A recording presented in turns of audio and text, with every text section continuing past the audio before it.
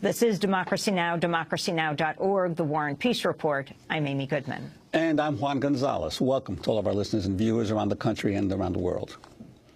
Scientists from NASA have confirmed that last month was the warmest August on record globally. Much of the world, including Central Europe, Northern Africa, parts of South America, and the western portions of North America, saw much higher than normal temperatures. According to the National Climatic Data Center, August was the 354th consecutive month with a global average temperature above the 20th century average. The news comes as flooding in India and Pakistan has killed more than 400 people and displaced nearly 1 million. The flooding is the worst to hit the Kashmir region in half a century. Severe drought in Central America has left nearly 3 million people struggling to feed themselves. And California is suffering its worst drought in over a century. Meanwhile, a new report by the Norwegian Refugee Council has found more than 22 million people were displaced from their homes by extreme weather last year, more than 3 times the number of people displaced by war. In the Philippines alone, over 4 million people were displaced by Typhoon Haiyan. On Tuesday, world leaders will gather here in New York for a one-day climate summit called for by UN Secretary General Ban Ki-moon. Climate activists have planned a series of events leading up to the UN summit. On Sunday, more than 100,000 are expected to take part in the People's Climate March here in New York. More than 2,000 People's Climate events are planned worldwide in 150 countries. On Monday, climate activists are planning to stage a mass sit-in in the financial district of New York in an action dubbed Flood Wall Street. Well, today we spend an exclusive hour with the acclaimed journalist and author Naomi Klein. She's just out with her latest book, This Changes Everything, Capitalism versus the Climate. It's her first book since her 2007 bestseller, The Shock Doctrine, The Rise of Disaster Capitalism. Before that, she wrote No Logo. Naomi Klein, welcome back to Democracy Now! Congratulations on the book. What changes everything? Well, climate change changes everything, and it changes everything for the reasons Juan just outlined. It's already upon us, and we are on a road towards warming of 4 to 6 degrees Celsius. We've reached 0.7 or 0.8 degrees Celsius, and we're already seeing these effects. Once you get to warming of that level, the models start to break down. I mean, climate scientists don't know what to expect. Things start going nonlinear, and so it changes everything about our physical world if we just simply do what we're doing and continue down this road. So the argument I'm making in the book is we do have the opportunity to get off that road, but in order to do so, we have to change pretty much everything, or some really fundamental things about our economic system.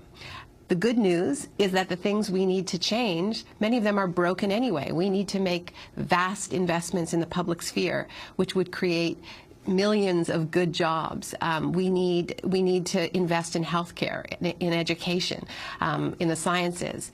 And in so doing, we will tackle one of the most intractable problems we face, which is gross wealth inequality. We can't fight climate change without dealing with inequality within our countries and between our countries.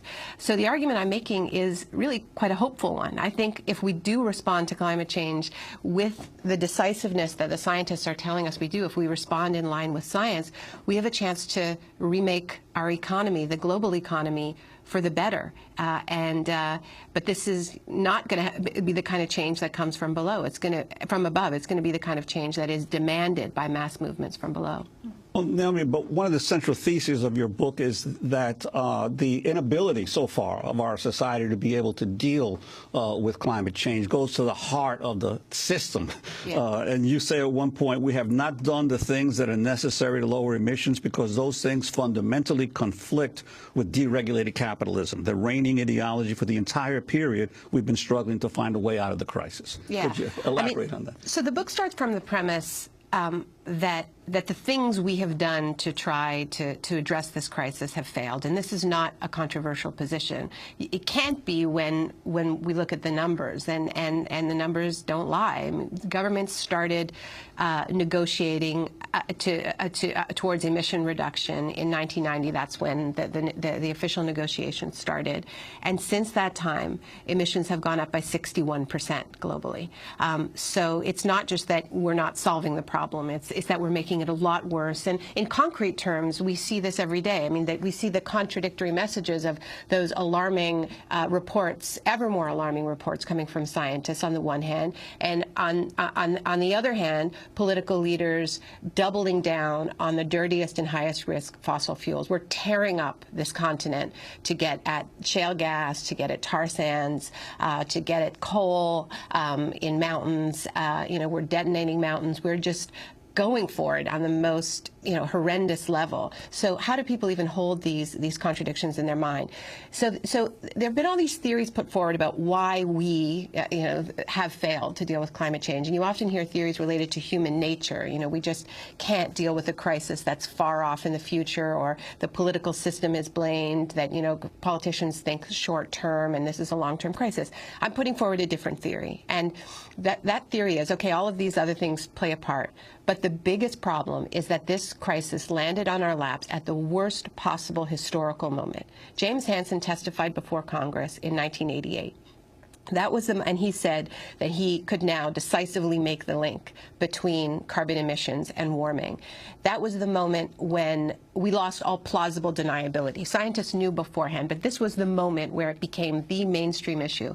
That year, when the editors of Time magazine had to choose their man of the year, they were still calling it a man of the year then, they chose Planet Earth and put Planet Earth on the cover. That was the kind of consciousness that was rising.